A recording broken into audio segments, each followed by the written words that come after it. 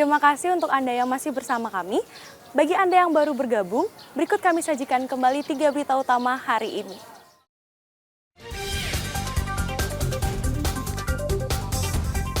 Sebanyak 41 desa di Kabupaten Bangli masuk dalam zona merah rabies.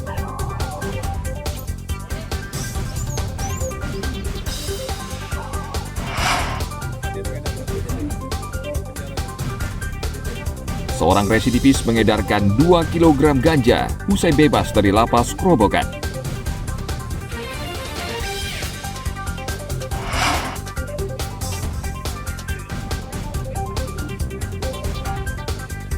Mencicipi kuliner lak-lak biu khas wilayah Penebel Tabanan.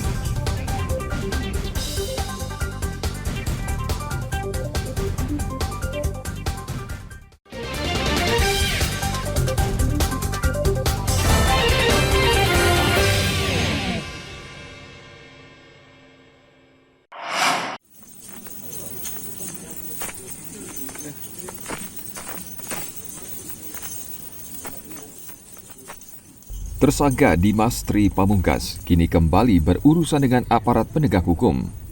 Setelah bebas dari lapas Kerobokan dalam kasus pencurian, ia dibekuk polisi karena mengedarkan ganja. Polisi menyita 2 kg ganja dan 12 klip plastik berisi sabu-sabu di kamar kosnya di Jalan Bung Tomo, Denpasar. Tersangka mengaku mengedarkan narkoba atas perintah seseorang melalui telepon. Yang bersangkutan berhasil diamankan di depan Banjarkuwon Kerobokan Klut di Bandung. Kemudian ke kosnya yang bersangkutan kita dapat barang bukti cukup banyak di sana, yaitu di kos Jalan Bung Tomo, Pemecutan, Kaca, Denpasar Barat. Kemudian DTM ini ditemukan barang bukti kurang lebih 1,9 kg ganja dan 12 klip sabu-sabu dengan berat hampir 3 gram. Kemudian yang bersangkutan menyimpan barangnya ada di jok sepeda motor dan di kamar kos. Yang bersangkutan berperan sebagai pengedar dan yang bersangkutan tersangka kita kenakan pasal 111 ayat 2 Undang-Undang 35 tahun 2009 tentang narkotika dengan ancaman pidana paling sedikit 5 tahun dan paling lama 20 tahun atau seumur hidup dan pidana denda paling sedikit 800 juta dan paling banyak 8 miliar ditambah sepertiga. Residivis.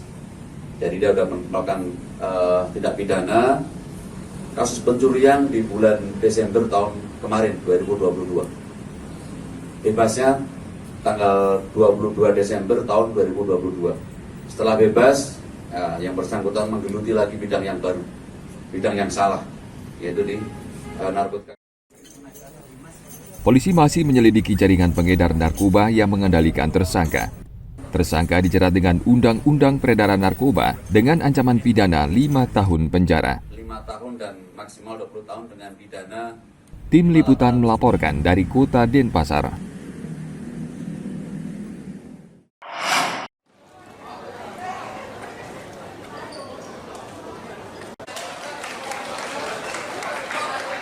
Menteri Pariwisata dan Ekonomi Kreatif Sandiaga Salahuddin Uno menyayangkan maraknya praktik jual beli kepala wisatawan asal Cina di Bali.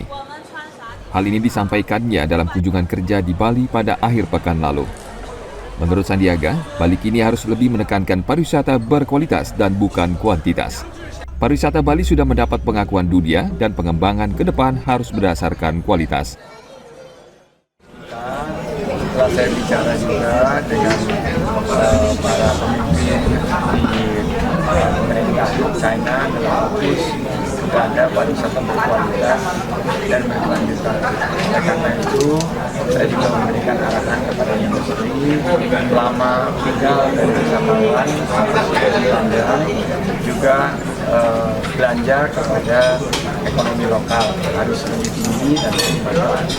Jadi praktek-praktek yang hanya menghitung jumlah kuantitas sudah kami tinggalkan dan tentunya meyakini bahwa kebangkitan kita Bali ini lebih berkualitas dibandingkan dengan kalau kita hanya fokus kepada banyak-banyakan wisatawan dari China. Praktik jual beli kepala menawarkan paket wisata murah, asalkan agen perjalanan bisa mendatangkan banyak wisatawan. Praktik ini menarik perhatian sejumlah pihak, namun mengganggu kenyamanan turis dan pelaku wisata di Bali. Tim Liputan melaporkan dari Kabupaten Badung.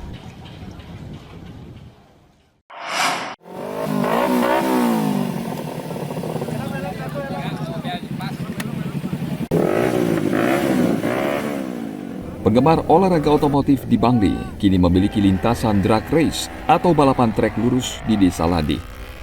Lokasi balapan ini selesai dibangun pada akhir tahun 2022 dan diresmikan akhir pekan lalu.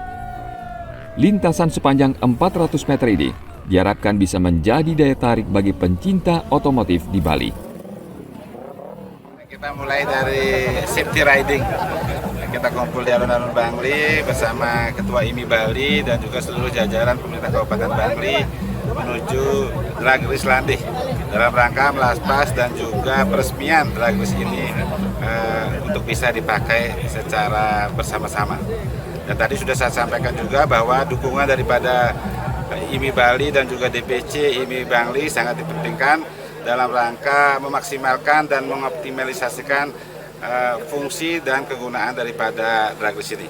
Kami juga sudah menyiapkan infrastruktur dan juga termasuk secara hukumnya lagi kita kaji kerjasama antara PMK Bangli dengan Desa Landih dan juga dengan Rise of Bangli, yang isinya adalah anak-anak muda Bangli yang akan mengelola ke depan drag race ini bersama-sama dengan Desa Landih. Kita harapkan bagaimana alam yang indah ini juga menjadi daya tarik dan semua prasaranya kita lengkapi lagi sehingga drag race ini bisa membanggakan dan juga bisa bermanfaat sebesar-besarnya untuk seluruh penghobi otomotif yang ada di Bangli bahkan di Bali. Sangat bangga dengan dihadirkan sirkuit di Landih ini. Saya berterima kasih kepada Bapak Bupati. Secara tidak langsung otomatis mulai di tahun ini kita akan mencari bibit-bibit atlet berprestasi. Nah tentunya sirkuit ini kan sebagai ajang untuk pelatihan juga. Ada dikomersialkan juga, ada tempat ada latihannya juga. Nah, karena saya berharap kedepannya teman-teman dari klub otomotif Bali ya paling tidak bisa merawat sirkuit ini. Karena kan kalau dari silahkan ke pemerintah aja nggak mungkin. Artinya dari teman-teman penggemar otomotif ya ikut merawat bagaimana sirkuit Landih ini menjadi tetap terpelihara dan jadi tempat ajang untuk klub otomotif yang ada di Bali dan mudah-mudahan bisa ke nasional. Pemerintah Bangli akan melanjutkan pembangunan sarana pendukung lainnya dan ditargetkan selesai pada tahun ini. Tim Liputan melaporkan dari Kabupaten Bangli. Assalamualaikum warahmatullahi wabarakatuh. Korek Cilik Indonesia hadir lagi nih di Ajwa TV. Ya betul. Yuk teman-teman yang usianya 14 tahun ikut lomba membaca Al-Quran Korek Cilik Indonesia. Kirimkan video mengaji teman-teman ya ke email korekcilik2023@gmail.com. Kita tunggu video mengaji teman-teman sampai tanggal 28 Februari 2023 ya. Wassalamualaikum warahmatullahi wabarakatuh.